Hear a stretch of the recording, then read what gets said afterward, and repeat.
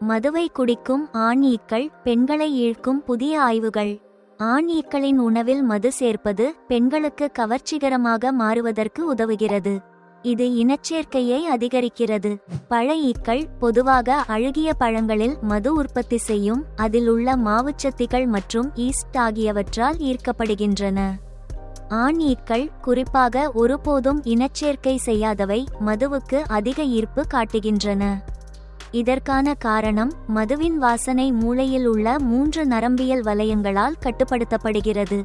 2 வலயங்கள் சிறிய அளவிலான மதுவுக்கு ஈர்க்கின்றன, மற்றொன்று அதிக அளவிலான மதுவின் எதிர்வினையை கட்டுப்படுத்துகிறது.